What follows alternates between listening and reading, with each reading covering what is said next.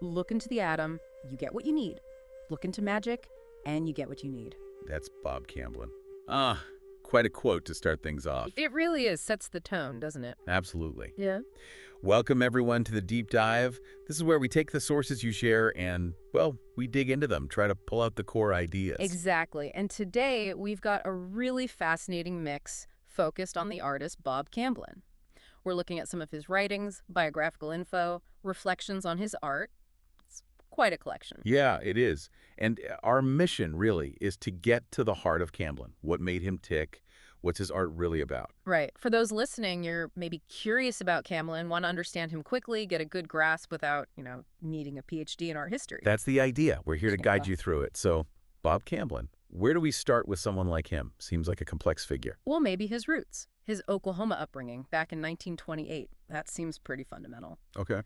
Both parents were artists, which is significant. So art wasn't this separate thing. It was just Yeah. there from the start. Yeah. Right. Part of the environment, like breathing. Pretty much. Yeah. They say he had a pen and brush in hand from childhood. Yeah. And even early on, like high school, he was the art director for the yearbook in Ponca City. Ponca City, Oklahoma. You mentioned that. It's maybe not the first place you think of as an art hub, but Yeah. it sounds like the place itself had an impact. I think so. You had things like the Marland Estate there, oil boom money, quite grand, Mhm.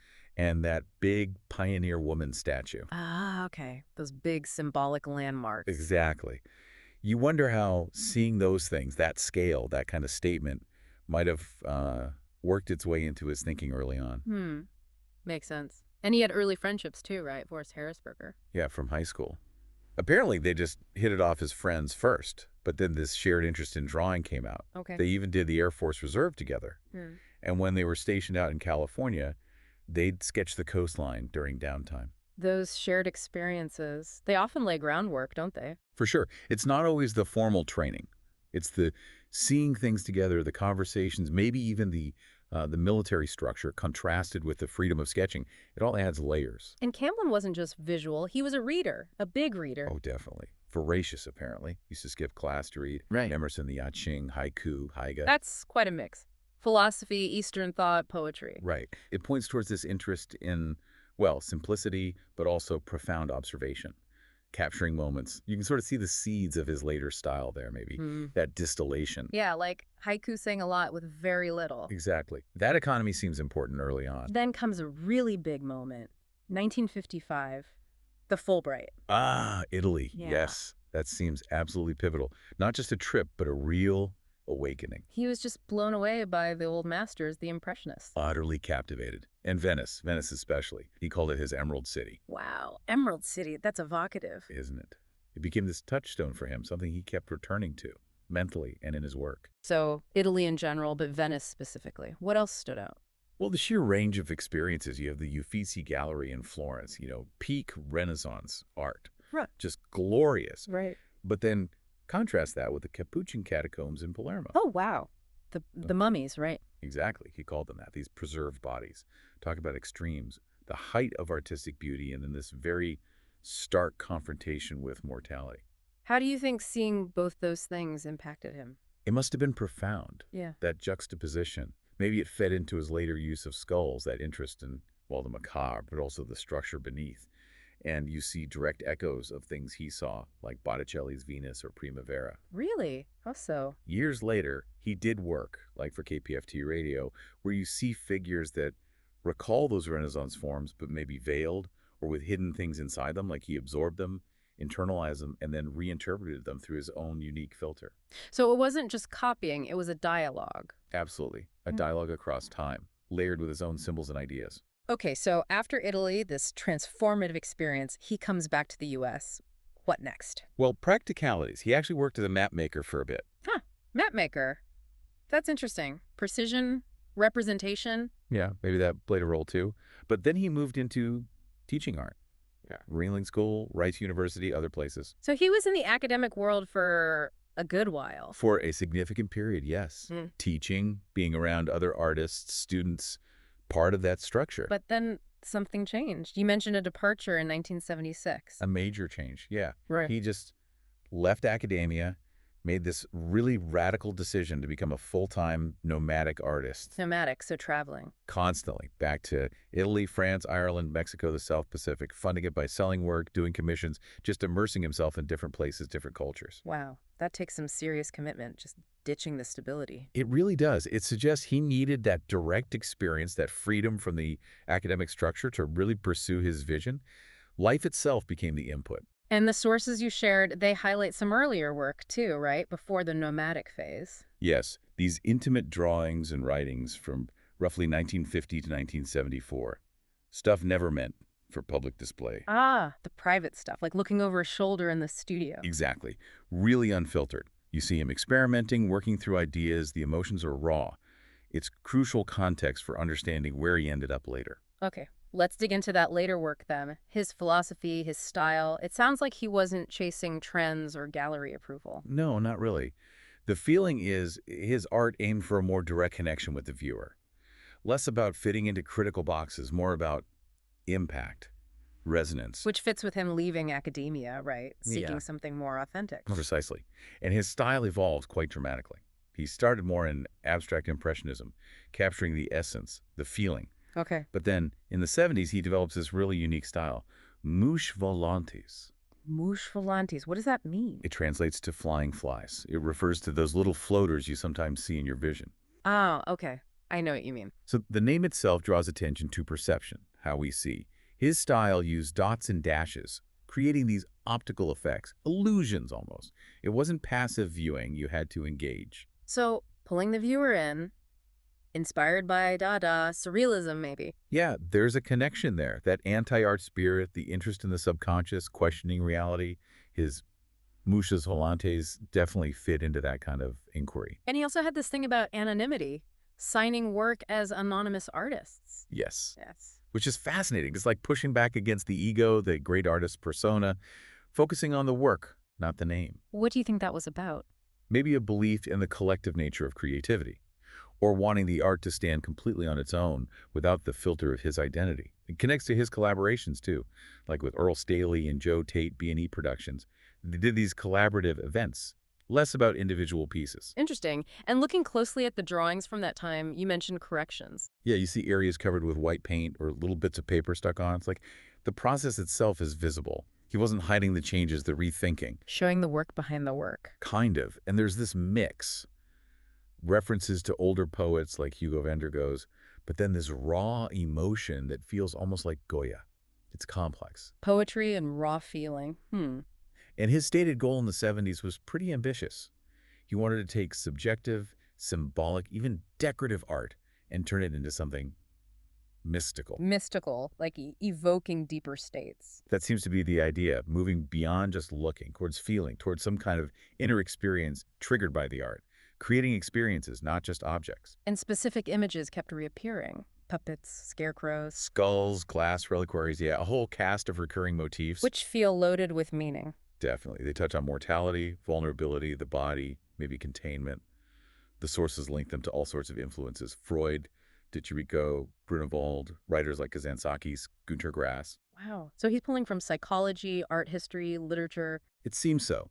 He was clearly building this rich, symbolic language, drawing on these deep cultural and psychological archetypes. He also had that quote about humor and seriousness. If you think it's funny, he'll get serious, and vice versa. Yeah, I love that quote. Yeah. It's playful, but also really challenging, isn't it? Definitely. Keeps you off balance. Exactly. Refuses to be pinned down. Maybe suggesting that seriousness and humor aren't opposites, but two sides of the same coin. Both are part of how we understand the world and part of his art. And the meaning wasn't always obvious. Layers, hidden images. Right. Things that emerge over time with more looking. He talked about the difference between intellectually understanding a piece and intuitively knowing it. Understanding versus knowing. That's subtle. It implies that real engagement takes time, it's personal, the work isn't static, it unfolds. Those hidden images reward you for sticking with it. What about words? He used text sometimes. He did, but often in ambiguous ways. Text is shapes, text is clues, maybe even text is disguise. Disguise, like misleading you. Perhaps. Or maybe playing with how much we rely on words to explain art. Think of Tom Wolfe's The Painted Word. Maybe Camblin was pushing back, saying the visual has to come first. The words are just another element in the picture. And he put data problems in the drawings, codes, traps. Yeah, like little visual puzzles or dead ends. Another way to make the viewer active, not passive, makes you question what you're seeing, maybe follow a false trail.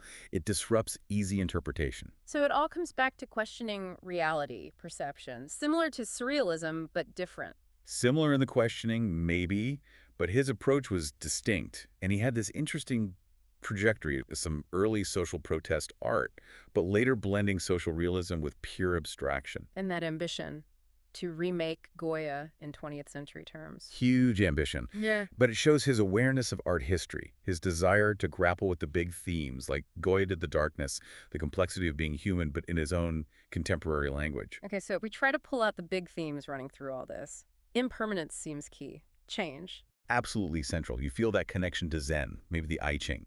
This idea that everything is in flux, the dissolving forms, the visible corrections, it all speaks to that. And paradox, holding opposing ideas, balancing and being for and against, as he said. Yes, accepting contradiction, not needing everything to be neat and tidy. Life isn't like that, and maybe art shouldn't be either. And definitely questioning perception. Fool the eye, fool the mind. Right at the core, making us aware of how we see, how subjective it is, how easily we can be, Yeah. well, fooled. And the role of the artist observer, participant, and that emphasis on inner experience, intuition, believing and knowing are different. Yeah, that really resonates. True knowledge isn't just intellectual, it's felt, it's lived. Intuition matters. He saw art as philosophy too, didn't he? A series of questions disguised as images. What a great definition. Shifts art from being a statement to being an invitation to think, to question. And finding profound things in unexpected places. Everyday enlightenment, beauty and absurdity, humor and decay. Yeah, finding the extraordinary in the ordinary. It suggests insight isn't just for mountaintop moments. It can be found right here, if you look right. And the whole journey feels like self-discovery for him, right down to the simple thanks amigos that pops up. That little touch of gratitude, connection, it grounds these sometimes heady conceptual stuff in something very human. Okay, let's zoom in on one specific piece mentioned in the sources. iSi. There's a detailed description from a YouTube transcript. The artist will fade, but the work remains. Ah, yes, easy. That sounds like a really pivotal work, summing up a lot of his ideas, described as a 3D construction, almost like a little theater box. Exactly. With a self-portrait at the top, but it's kind of dissolving into Venetian canals below. And the graces are there, but faintly, plus the words iSi and thanks amigos. Okay, wow, lots to unpack there. The dissolving self-portrait straight away, you think impermanence, maybe the Buddhist idea of no self, the ego not being fixed. The Venetian canals, given his connection to Venice, that feels like memory, time passing, reflection. And the graces, symbols of creativity, maybe fading in and out, suggests inspiration is fleeting, ephemeral. Makes sense.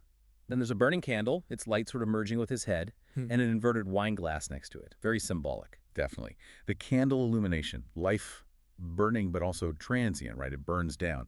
The inverted glass suggests absence, something finished, maybe a ritual, a toast to something past. The transcript links the candle to Zen ideas of awakening too. And it connects the whole piece to an I Ching hexagram, number 61, inner truth. Yes, focusing on sincerity, looking inward, the seen and unseen. And Lao Tzu gets quoted too. He's really weaving together these different philosophical threads. It shows the depth, doesn't it? iSi isn't just a picture. It's packed with ideas about time, memory, letting go. Exactly. That dissolving portrait feels very Zen, non-attachment oneness. It's like a visual meditation on release. And again, thanks amigos, that human connection right in the middle of these big ideas. It anchors it. And that concluding line from the video analysis you mentioned, acknowledge the impermanence of everything, be present, but do not hold on, give thanks, then let go. That feels like the key, doesn't it? It really does. It sums up iSi perfectly, and maybe Camblin's whole outlook. Embrace the flow, be present, appreciate connections, but don't cling, let go. The painting becomes a kind of koan, a question to ponder. So, thinking about his legacy, he sounds like this enigmatic figure deeply respected by fellow artists. Yeah, definitely respected. And his work is apparently quite scarce, highly valued, disappears fast when it surfaces. Adds to the mystique, I suppose. For sure. The scarcity might reflect his unconventional path, being outside the mainstream market for periods. We have quotes from people who knew him. Pete Gershon mentions his rediscovery. George O. Jackson Jr. talks about how Camblin changed how people experience art. Hmm. And Earl Staley, his close friend, talks about their collaborations, B&E Productions, holding firm. Those personal stories add so much. They really do. Staley's memories give you a feel for that Houston art scene, the experimental vibe, with Camblin right in the mix, but always a bit different. Penny Serling highlights his questioning nature, his collaborations. Carolyn Farb sees the autobiographical joy in the work. Even a former student, Sandra Jensen Rowland, shared insights. It paints a picture of someone who had a real impact, not just as an artist, but as a teacher, a catalyst. He clearly made people think. Yet, attempts to stage a major retrospective failed. That seems odd, given the respect. It is a bit strange. And Staley mentions Camblin's sort of uncomfortable return to Houston late in life, then leaving again quickly. It reinforces that image of him as independent, maybe deliberately elusive. Yeah, someone who stayed outside the system even when the system came calling. Perhaps. It just adds another layer to the fascination with him and his work. So, wrapping this up, Bob Camblin, an artist who pulled from everywhere: Oklahoma, Italy, Zen, Dada, wrestling with paradox, change, how we see things, creating these incredibly layered works. Yeah, and that life journey. Leaving the steady teaching gig for the unknown nomadic path. That speaks volumes about his commitment to his vision, however unconventional. The musha volantes, the anonymity, the rich symbols, it all points to this deep, searching engagement with art and life. And hopefully for everyone listening, this dive shows how his very personal path touches these bigger human questions, inviting us all to look a little closer, maybe question things a bit more. Absolutely. He wasn't about easy answers. His work asked for time, for contemplation. It rewards looking beyond the surface, embracing the ambiguity. So maybe the takeaway thought is this: Camblin saw art as a question. How does that idea resonate with you? In your own life, your own encounters with creativity, whatever form that takes, what questions are you asking right now? Good question to end on. Thanks for joining us for this deep dive into the really fascinating world of Bob Camblin.